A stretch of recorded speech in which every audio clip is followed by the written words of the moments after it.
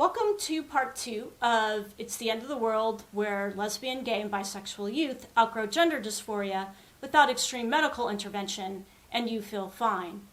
Or why the medical defacement of LGB youth is inevitable with the enthusiastic rise of the trans child movement. Part 2. The power of gender dysphoria and compassionate reasons why parents should have gender dysphoric youth wait until they go through puberty to transition, but probably won't. If anyone hasn't watched part 1 states the truth that there will be some number of inappropriate medical transitions of gender dysphoric minors who are likely gay, lesbian, and bisexual now due to the rising popularity of pediatric medical transition. These experimental medical protocols are very intense and have serious side effects most people are not aware of when they circulate happy trans child stories on social media. So I recommend viewing the first video that covers side effects such as the possibility of seriously interfering with identity development, sterility, destroyed sexual response, cognitive effects, and other health effects that result due to the proliferation of pediatric gender clinics that are popping up everywhere. They are administering hormone blockers right at puberty and offering hormones and even surgeries underage. I'm going to show a picture that may make some people angry because people get mad if you show pictures of what medical transition does to the human body, despite trans people posting their own selfies everywhere. This is an open source photo. It's not pulled from a personal account, which I agree isn't right. I want to make it clear I am not mocking this person. I can understand this as someone who experienced some gender dysphoria as a tween. I had body dysmorphic disorder level hatred obsessions when I was a young adult. So I want to make it clear I'm not judging. If some medical treatment could have alleviated that, I would have taken it, because obsessive body hatred is torture. So this is phalloplasty. You can see the extensive scarring due to the flesh grafts used to make a phallic-like structure. Phalloplasty is a very dangerous surgery, now involving multiple lawsuits where people wound up on colostomy bags and almost died. So some of the side effects can be necrotized flesh, fistulas, nerve damage, urine leakage, and life-threatening infections and risks with the surgery. One FTM had to have 31 surgeries as a result from complications from phalloplasty. And to be blunt, the aesthetic results of phalloplasty and some of the other less complex surgeries are not good. I am making a point here about the power and intensity of gender dysphoria, and I am doing it for a reason. This demonstrates how much this person deserves compassion for suffering so much in their body. This demonstrates this person's intense, obsessive drive to present as a man. This demonstrates how much this person, who was probably part of a supportive lesbian scene with women who want to date butch lesbians and androgynous lesbians, doesn't want to be a lesbian. The option of man is a very intense drive and motivation, with these F to M transition videos with posted images of stained surgical bandages and mastectomy scars getting hundreds and thousands of likes. And it demonstrates why nothing will stop this, not radical feminism or lesbian feminism or smashing gender or good therapy or changing the world or any of the other ideals some gender ideology critical people have about how to solve this level of self-disgust and desire to mimic what's really heterosexual mating, beauty, and presentation standards, which is what homosexual transsexualism is, at least in part. We had a female empowerment lesbian feminist community for years, and instead many same-sex attracted females are flocking to do this. And it's a bitter pill to swallow for those of us who love gender nonconforming, same-sex attracted biological females. You will not come between these people and the surgeries and hormones they want without a very, very, very aggressive backlash. Nothing will stop someone with this level of motivation, and doctors can make truckloads of money and fulfill messiah complexes or God complexes or both at the same time, or even some of them just feel like they're doing their best to help. And you won't stop it when insurance companies and now Medicaid are being manipulated by the medical transition or suicide narrative into paying for it, whether this narrative is true or not. Because nobody wants to be blamed for someone else's suicide. And there are people who have this level of despisement of their sex body and desire to be the opposite sex as a child, and it doesn't go away. And it won't go away for all. Even in a gender utopian society, some people say that we should create, which I agree we should try to. I have a family member who worked in Peace Corps in Palau, which is a Micronesian island, and it is one of the most stunningly beautiful places in the world. And Palau is a matrilineal culture, and like some other island cultures, such as Samoa, Palauans accept extremely effeminate males. My family member knew such males, and she said nobody treated them badly, and their attitudes toward them as kids, they called them baklat. Oh, you're a little baklat, go dance with the girls. And even in this tolerant environment, in a matrilineal culture, one of them sought transition upon learning feminization surgery was available in Guam. And now, little feminine male children will grow up everywhere, seeing glamorous trans models on the cover of Cosmo magazine, and that will be the standard, highly modified by plastic surgery and cross-sex hormones and makeup. Nothing is going to stop people from doing this in our scalpel and pills world, where my body, my choice is the mantra, and it's very lucrative to exploit people's desire to be something else, whether it's, not to look so old, or too dark, or too light, or too large, or too Jewish, or too flat-chested. If anyone tries to interfere with medical transition for the massive increases in minors being given hormone blockers, cross-sex hormones, and yes, even surgeries, they will face the trans mom army. The trans mom army will aggressively go after anyone who wants to come between their children and the puberty blockers, cross-sex hormones, and mastectomies and vaginoplasties their children want, often desperately. The trans mom army will tirelessly lobby and do media interviews because the activist psychologists told them their children will commit suicide if they don't do this, even if it isn't true. The trans mom army will scoff at the idea their child could desist. The trans mom army will push back against parents speaking about their children who did desist. The trans mom army has to believe it is doing the only right thing to do.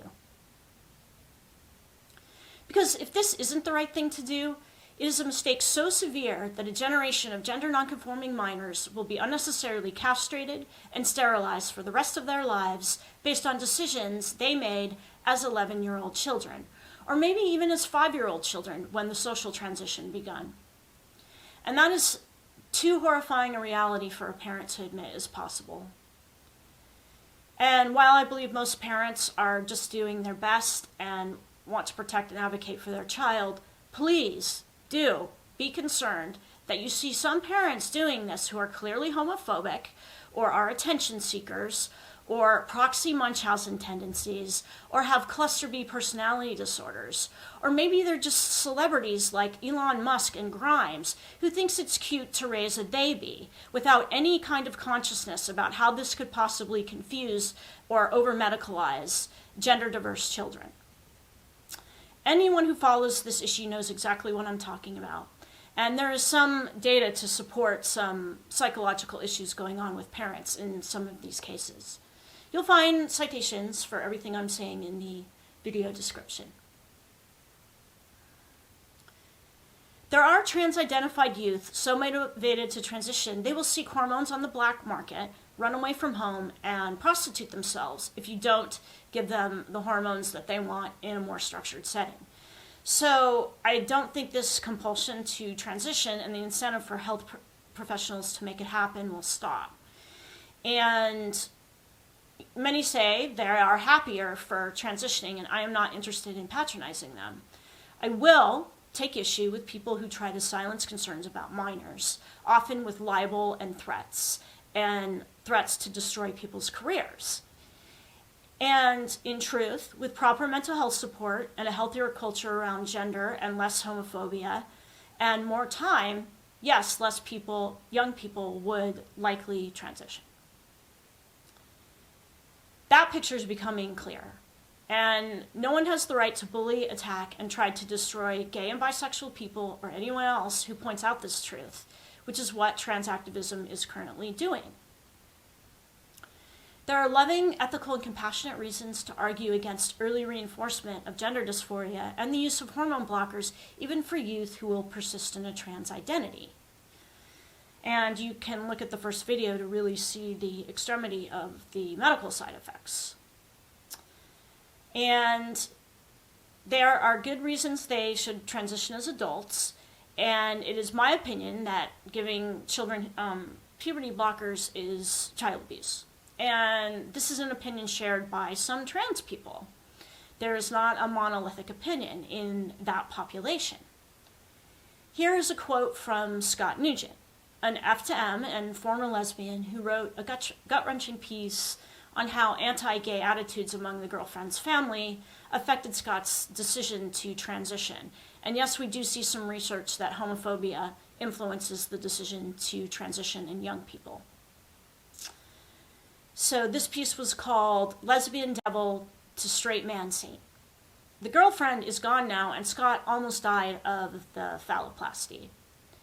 Gender dysphoria is real, and some benefit from medical transitioning, but not many and not enough for this new medical revenue channel they have created with your children. We have to give kids time to grow up and understand who and what they are. We do not want homosexual children medically transitioning because of homophobia. Blair White, one of the most popular trans YouTube stars, said on the Rubin Report, "I'm definitely against children transitioning.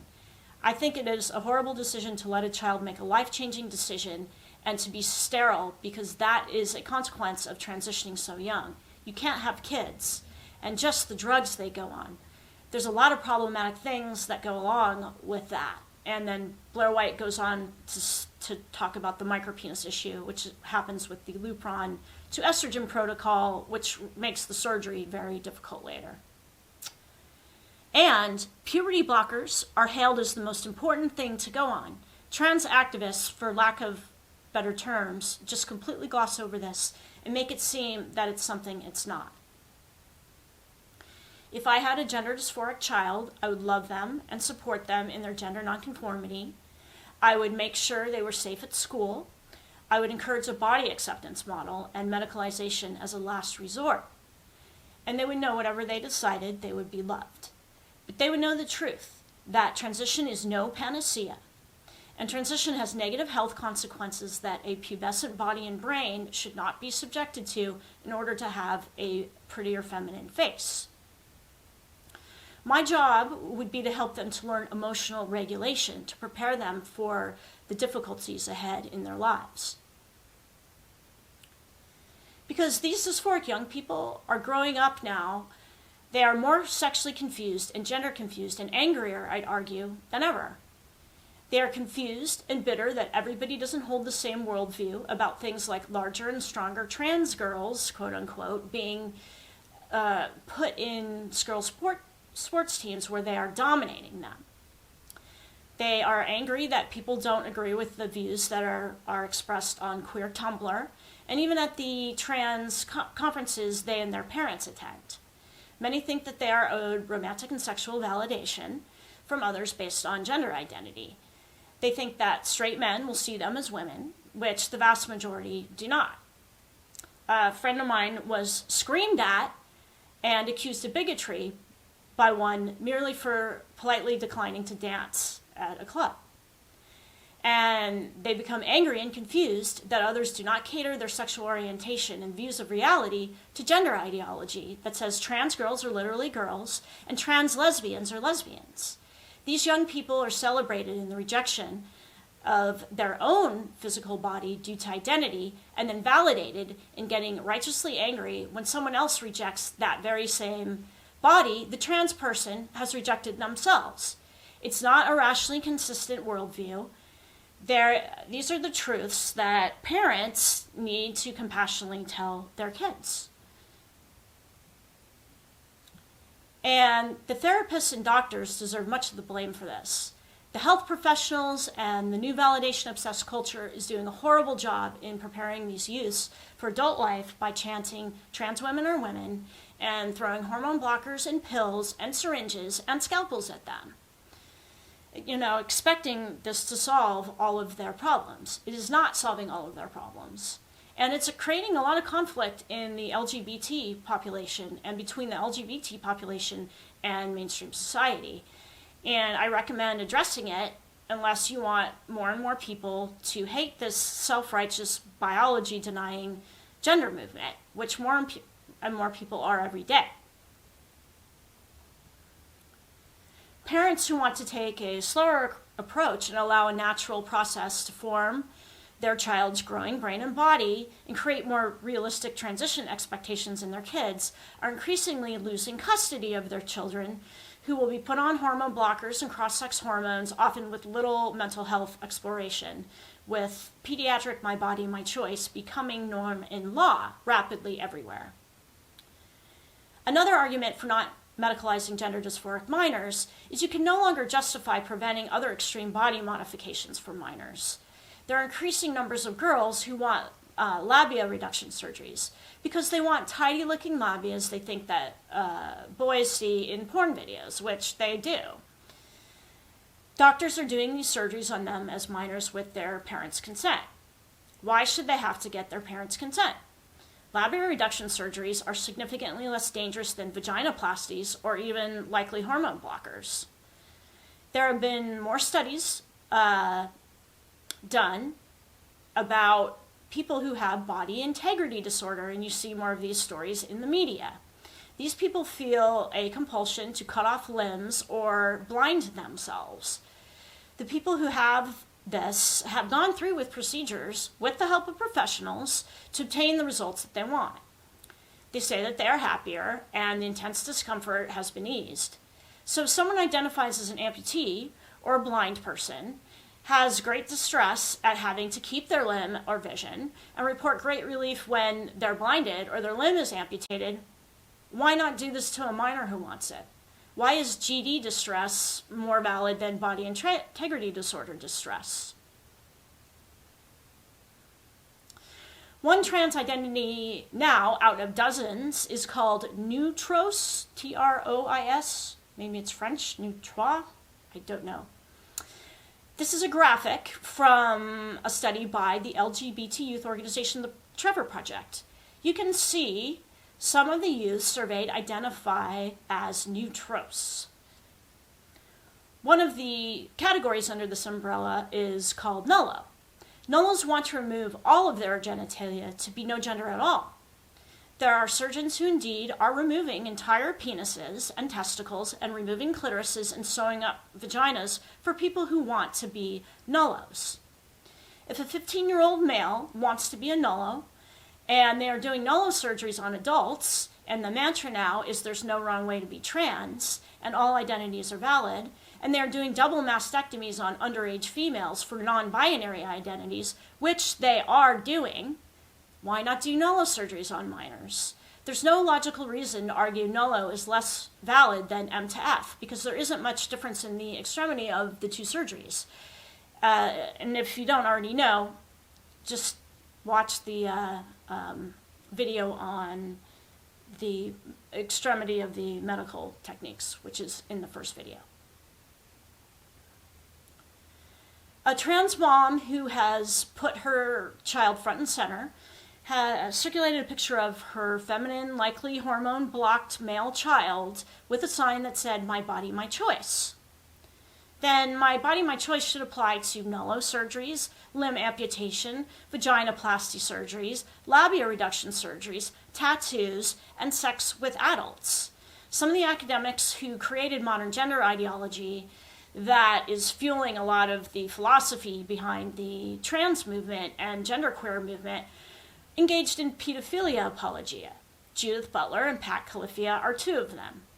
Do we really want, as a society, for my body, my choice to be a mantra for children?